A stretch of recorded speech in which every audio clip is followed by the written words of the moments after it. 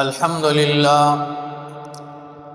اللہ تبارک و تعالی یو ځلی بیا زمون په زندګو کې هغه خوشحالي مونږ باندې راوستله چې هغې ته د لوی اختر ورځ او خوشحالي وایي. عزتمندو مسلمانانو ورونو، مؤمنانو باندې الله پاک دوه خوشحالۍ چې دی هغه راوستي دي. یوه خوشحالي د وړوکې اختر خوشحالي ده او دویمه خوشحالي د لوی اختر خوشحالي ده، او دا دواړه خوشحالۍ الله پاک مؤمنانو ته د یو انعام په بدله کې ورکړي دي. که مونږ وړوکې اختر ته وګورو، د هغې نه مخکې مؤمنان مسلمانان یوه میاشت روجې ونیسي او د رمضان روجې ونیسي، لوږې تندې سختې په ځان تېرې کړي. د هغې په بدله کې او د هغې په انعام کې وله الله پاک د وړوکې اختر خوشحالي ورکړي. او دویم نمبر، مسلمانان کم چې وسې کېږي، طاقت وي د هغې نه، هغې د حج یو ګران عبادت، د حج یو عظیم الشان عبادت هغه پوره کړي. د هغې په بدله کې الله پاک مؤمنانو ته د لوی اختر دا خوشحالي ورکړې ده. نو نن الحمدلله الله یو ځلې بیا زمونږ زندګو کې هغه مبارک او قیمتي ورځ راوسته. تېره جمعه باندې د دې موقع او په د محل په مناسبت سره مونږ د ابراهیم علیه السلام د واقعیا څه قصه ویلې وه.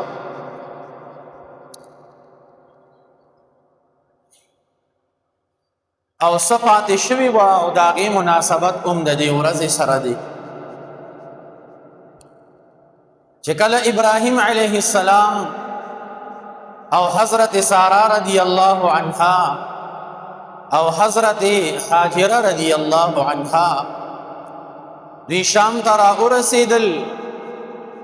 الله تبارک و تعالی ابراهیم علیه السلام له یو بچی ورکو، حضرت اسماعیل علیه السلام.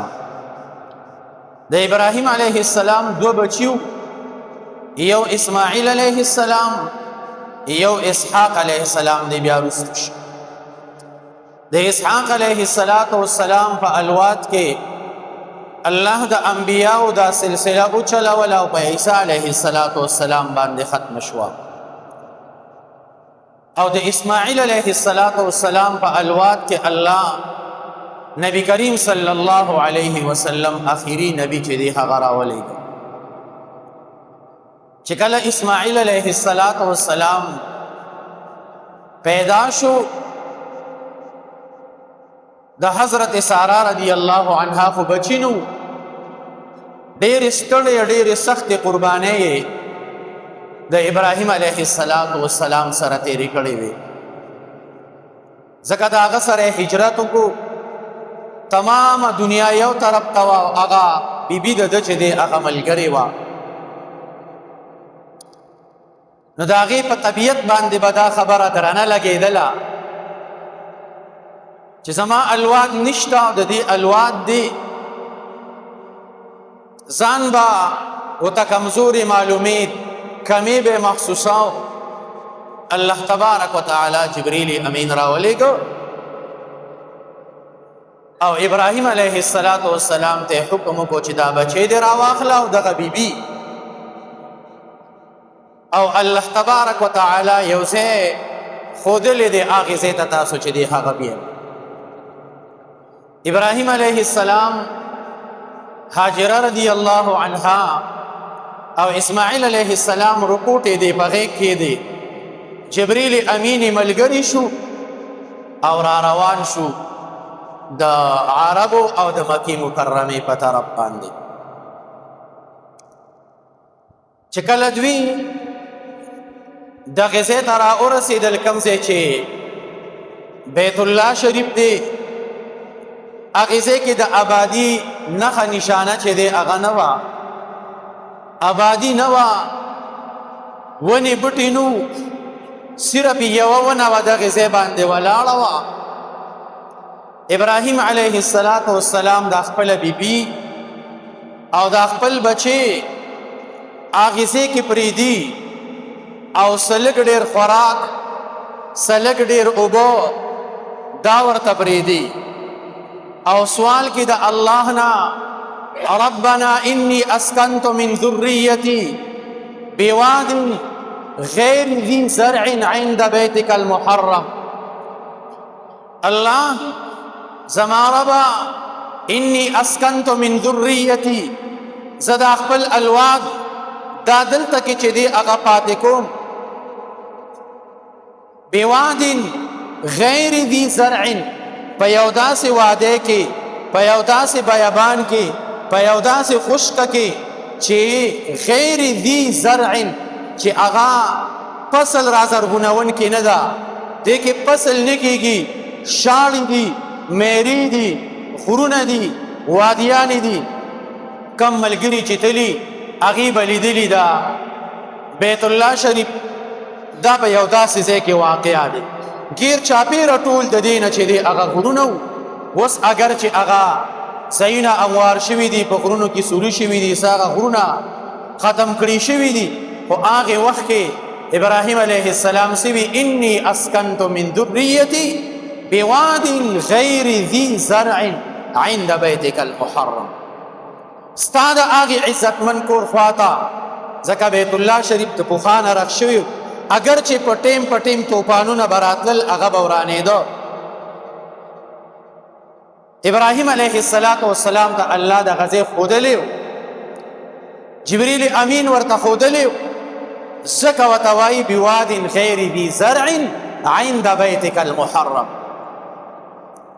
ربنا لیقیموا الصلاة ای رب زمونږ د دې دپاره چې دلته خلک څه کي منځ قایم کي فجعل افئدة من الناس تهوي الیهم الله د دې خلقو دا زړونه دې طرف ته چې دی هغه رامایله کړي وارزقهم من الثمرات او الله تبارک وتعالی هر قسم میوه چې دی هغه دیله چې دی هغه ورکړي نو څومره چې قرباني وي دومره الله پاک بیا د هغې بنده دعاګانې چې دی هغه قبلي تمامه دنیا چې دی هغه راماته ده امت مسلمه په لکاو خلق چې دی هغه پرون د وقوف عرفې چې کوم د حج غټ رکن دی هغه یې ادا کو نن به حاجیان چې دی هغه بیګا به شپه مزدلفه کې کړی وي نن به را روان وي راځي به مینا ته شیطانان چې دی هغه دا به ولي دا څه شی و دا هغه دعا وه د ابراهیم علیه السلام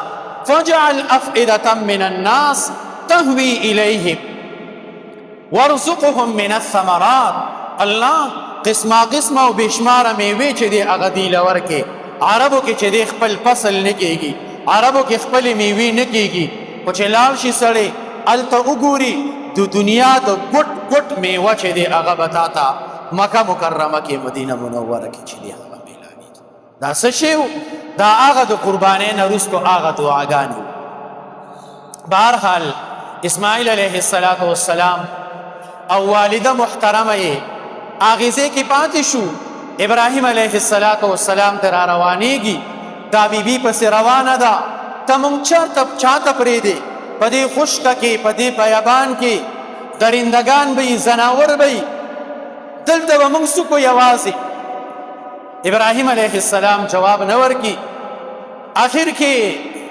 هاجره رضی الله عنها ته تپوس کی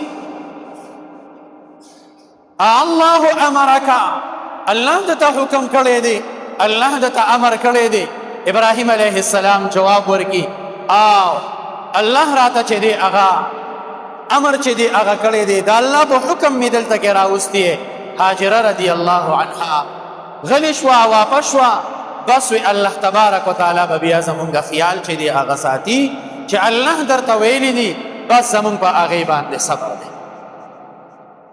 ورځې تېرې شوې خرچه ختم شوه. اسماعیل علیه السلام باندې لوږه راله. مور وي، مور ټینګه نه شوه، سینه کې پیو کمې وکړو، راپاڅېدله، ډارې کراله. د دغې زمزم دا کمې اوبه چې دي د بیت الله شریف دا خوا، د دغې ځای نه روانه شوه او لاړه د صفا غونډۍ ته وخته. ګوري چې اواز وکم که څوکي چې زما مدد وکړي، څوک یې ونه لیدل، اوبې په نظر باندې رانلې، راکوزه شوه د صفا غونډۍ نه، لږه پیاده لاړه، بیا یې منډه ووهله مروه غونډۍ ته چې دی هغه وخته. هلته یې اواز وکړو، غیر چاپېره وکاته، څوک یې چې دی هغه ونه لیدل. د هغې ځای نه بیا چې دی هغه را روانه شوه، څه پیاده لارې ووهله. ذهن کې خیال راغی چې غرونه دي، بچې مې ښکاري نه، داسې نه چې درندګان راشي بچې را لمات نه کي، بچې ونه تښتي. بیا یې په هغې ځای کې منډې ووهلې.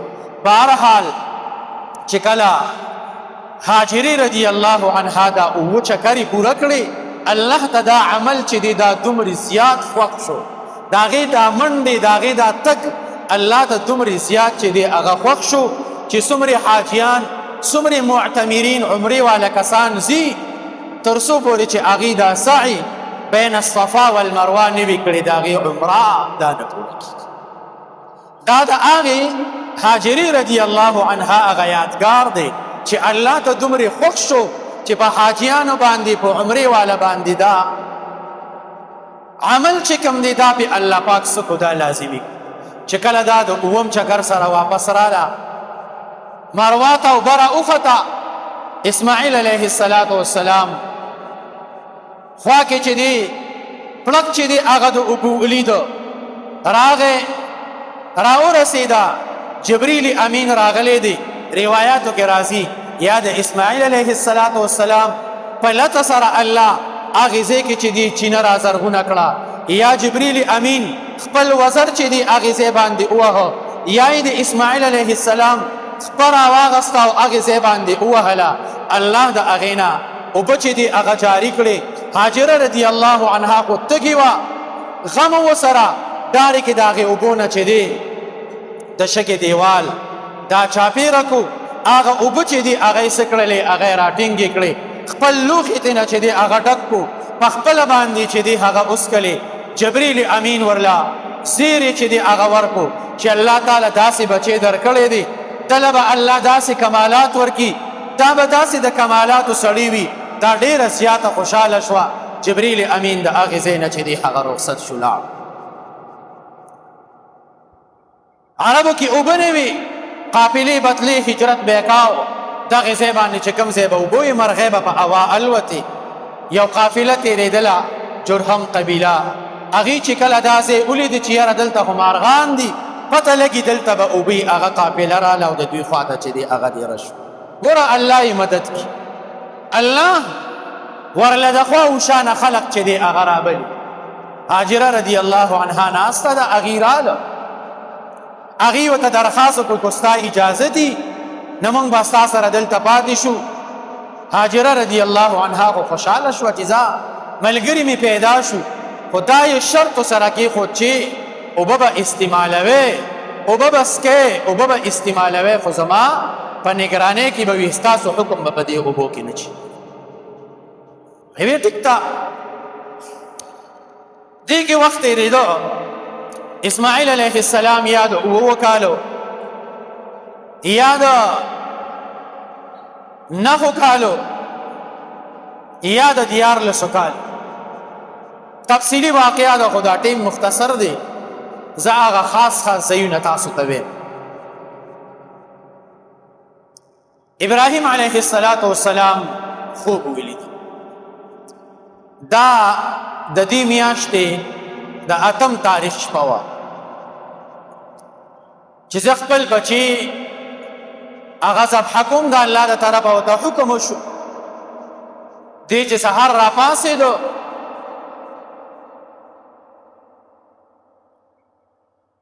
ابراهیم علیه السلام د الله په نوم باندې ذبحه چې دی هغه وکړله،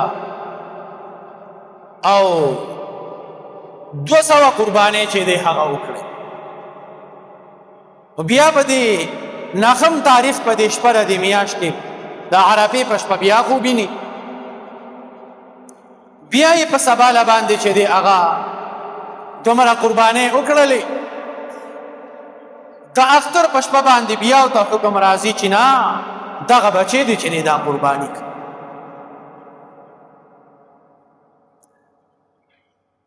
ابراهیم علیه السلام حضرت سارا رضی الله عنها هاجری رضی الله عنها ته حکم کی چې زما دا بچی تیار کا، زما لکار دی دا بچی د ځان سره بیما. مورته خبره نه ښکاره کی، مورموري کیدی چې زړه ته تکلیف ورسی. اسماعیل علیه السلام د اختر په ورځ باندې روان کو، چې کله دی لږه لار ووهله دا شیطان راغی حضرت هاجری رضی الله عنها ته د یو بوډا په شکل کې، وی تا ته پته ده ستا د خاوند دا بچی چې بوتو دا خو دې قرباني کی علالي. هاجره رضی الله عنها ورته وی ښه پلار به داسې وکړي چې هغه راولګي خپل بچی علال کي. وی الله ورته حکم کړی دی. نو وی ښه چې الله ورته حکم کړی دی نو بیا په هغې کې زه څه ویلی شم؟ دا خو د الله حکم دی، د الله حکم چې دی دا پوره کول غواړو. او په یو څو کاڼو باندې دا شیطان وویشت. بیا دې راغی ابراهیم علیه السلام ته د یو بوډا په شکل او هغه ته چې دی غوایي وي ته خپل زوی چې دی هغه حلالې وی آو وی زوی چا حلال کړی دی؟ زوی څوک حلالي؟ وی ما ته د الله د طرفه چې دی دا حکم دی او د الله د حکم په مخ کې زما یو بچی نه څو بچي به زه د الله په مخ کې چې دی هغه قرباني کړم او په ده باندې یو څو کاڼي چې دی هغه وویشته. بیا راغی اسماعیل علیه السلام ته دغه خبره کړي، هغه ورله هم دغه جواب ورکړي او غم په یو څو کاڼو باندې وویشت. الله ته دا عمل دومره زیات خوښ شو، څومره حاجیان چې حج لځي نو هغه حاجیان به دغه شیطانان په لومبۍ ورځ باندې دوه او په دویمه ورځ درې واړه او په درېیمه ورځ درې واړه شیطانان دا به چې دي په اووه کاڼو باندې چې دي هغه دا عمل الله ته دومره زیات خوښ شو. نو چې کله اسماعیل علیه السلام ته دا خبر ورکړی شو، هغه د پلار نه تپوس کی باباجي څه معامله ده؟ نو ابراهیم علیه السلام څه فرمایي؟ ابراهیم علیه السلام بچی ته فرمایي یا بنی انی ارى فی المنام، بچوړیا انی ارى فی المنام، زه خو خوب اینما ما ته خوب کې اخودی شو انی اذبحک چې بچی زه تا ذبح کوم د الله د رضا دپاره. بچیا فانظر ماذا ترى، ته پې لږ سوچ وکړه ستا څه رایې ده، ستا څه خیال دی دې باره کې؟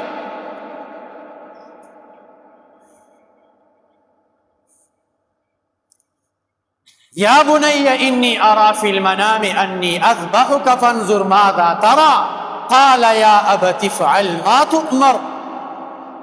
باباجی د کمې خبرې چې درته حکم شوی دی حقې باندې عمل وکړه، هغه کار چې دی هغه وکړه او ستجدنی ان شاء الله من الصابرین.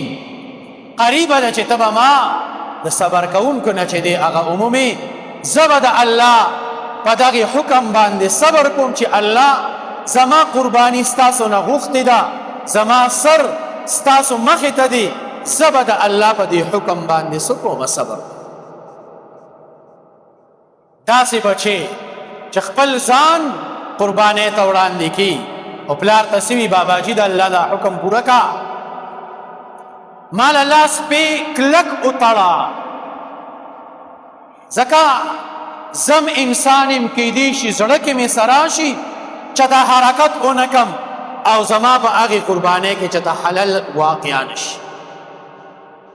باباجي مخ راله خاورې طرف ته کا، ځمکې طرف ته کا، ځکه چته ستا زړه کې رحم را نشي، زړه کې د درد پیدا نشي، د هغې د وجې نه ستا په نیت کې، ستا په اراده کې، ستا په لاسو کې چته څه کمزوري را نشي، داسې نه چې د الله په حکم کې کمې کوتاهۍ چې دی هغه راشي.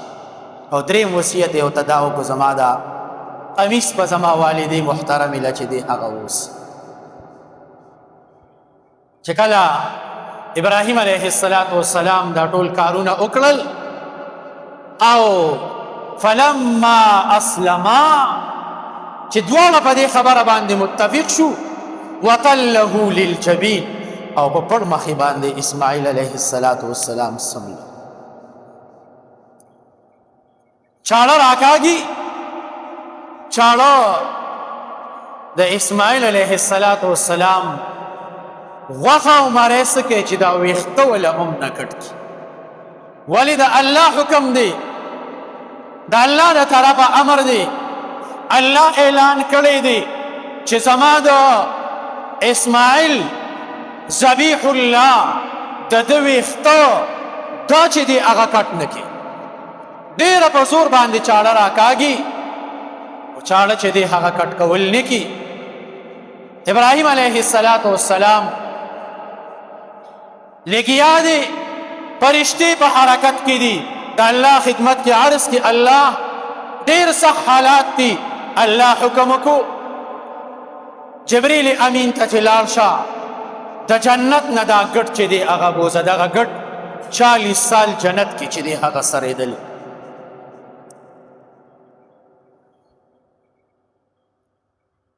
جبریل امین د اسمانونو نه را روان دی او لاره کې آواز کی الله اکبر الله اکبر. اسماعیل علیه السلام د چړې د لاندې آواز کی لا اله الا الله والله اکبر. او ګډورې را ورسېده، اسماعیل علیه السلام ډډې تکړې شو، ګډورې سملولې شو. ابراهیم علیه السلام سوي الله اکبر ولله الحمد. دا کم تکبیرات تشریق چې مونږ وایو نو دا هغه مشترکه الفاظ دي د دریو کسانو، د جبریل امین، د اسماعیل علیه السلام، د ابراهیم علیه السلام هغه مشترکه الفاظ دي چې دا مونږ چې دی هغه وایو. بهرحال الله اعلان وکړو ونادیناه ان یا ابراهیم، مونږ آواز وکړو چې اے ابراهیم علیه السلام قد صدقت الرؤیا، تا خپل خوب چې دی هغه رښتا کو. انا کذلک نجزی المحسنین، مونږ دقه شانتې نیکانو ته چې دی هغه سکو هغه بدله ورکړو. ان هذا لهو البلاء المبین، او دا یو ښکارا، یو عظیم، یو لوی ازمیښت او امتحانو چې پلار را لګي او د بچی په مری باندې چې دی هغه چاړه سکي هغه راکاږي. وفدیناه بذبح عظیم، او الله فرمایي مونږ د اسماعیل علیه السلام هغه فدیه په یو عظیمه قربانۍ سره چې دی هغه وکړه چې هغه د جنت ګډورې راوستې شو او هغه اعلان کړل شو. دا نن چې وروڼو مونږ دا کم عمل کو دا د هغې انبیاء کرامو سنت عمل دی. حدیث کې راځي د اختر په ورځ باندې د بني آدم په اعمالو کې د قربانۍ نه بهترین عمل دا بل نشته. او دغه قرباني به د قیامت په ورځ باندې د خپلو وینو سره، د خپلو ویښتو سره، د خپلو اډوکو د هر څه سره دا به راوستلی کېږي او د دغه انسان د نیکو اعمالو په چاپړې کې به اچولی کېږي.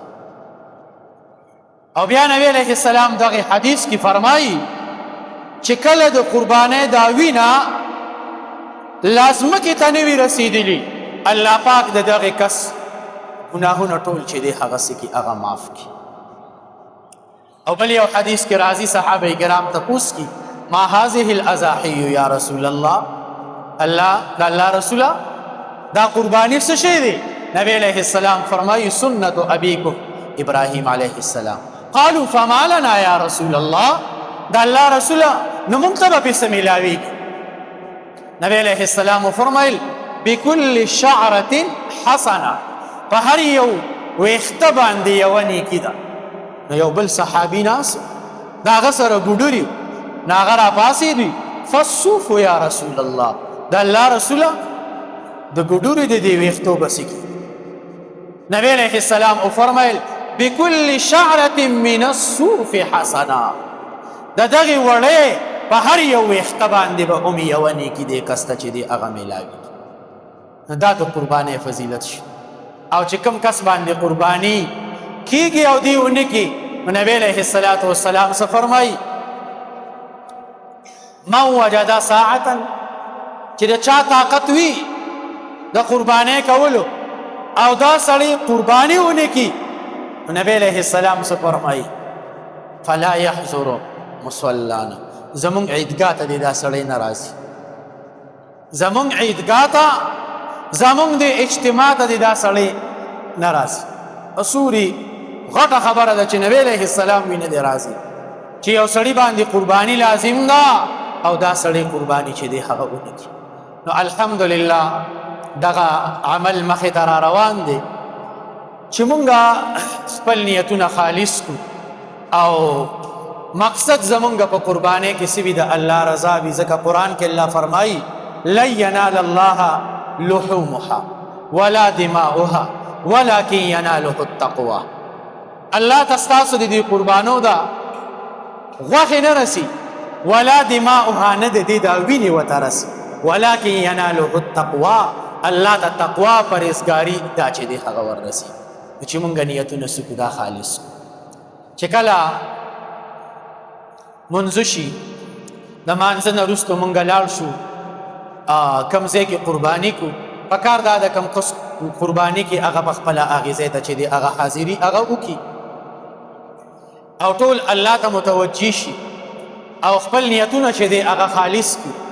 بیا اکثر د ټل ملګري وي، نو کم چې پکې متشرع وي او په قربانۍ حلالولو پوهېږي، عقیده یې برابر وي، نو پکار دا ده چې هغه سړی دا قرباني چې دی هغه څه کړي هغه ذبح کړي او دعا وغواړي د الله نه چې الله دا قرباني زمونږ نه قبوله کړي، د انبیاء کرامو نه قبوله کړي. چا چې قرباني نه کړي د هغې نه الله قبوله کړي. انی وجهت وجهي للذي فطر السماوات والارض حنيفا وما انا من المشركين. دا نشي ویلي هسې په پښتو کې د دعا وکړي بسم الله الله اکبر، بس د الله نوم دی چې دی هغه پې واخلو. مخ په قبله دی کې څاروي او چې کله د څاروي نه سا وځي ښه یخ شي تادي مه کوئ او ښه په قلاره باندې بیا د هغې نه سرمن لرې کړئ. چې کله تې سرمن لرې کړي شي بیا غوښه چې دی هغه خپلې پوره پوره حصې چې دی هغه کسانو ته میلاو شي. بیا د هغې سرمن تاسو ته پته د زمونږ کلي کې مدارس دي، بغزرین باچا دې وینا کړې ده د دوی د مدارسو کسان به ګرځي، د هغې سره به زمونږ د دې مدارسو کارډونه وي. تاسو بیا د خپلو قربانو هغه سرمنې هغې ته چې دی هغه ورکړئ.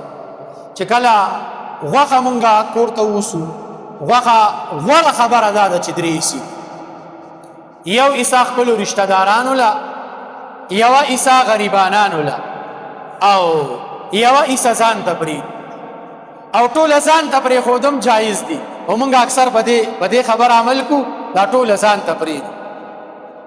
خو ګورې پرون ما ته یو خبر را ورسېد چې بعضې غریبانان داسې دي چې هغوی ته اړو غوښه میلاو نه شي، هغې ته اړو نوڼۍ غوښه هم میلاو نه شي. نو داسې کوئ چې غوره خبره دا ده چې مونږ پکې د غریب حصه دا وکړو. په خپل چاپېرچل کې چم ګاونډ کې داسې کسان وګورو هغې له غوښه چې دی هغه اوسو، خپلو رشته دارانو کې چا نه وي کړې هغې له غوښه چې دی هغه اوسو، او ځان ته چې دا پرېښودي دا بیا په درېیمه درجه دا وروستو خبره ده. د غریب خیال چې دی په دې کې مخکې چې دی هغه وساتي.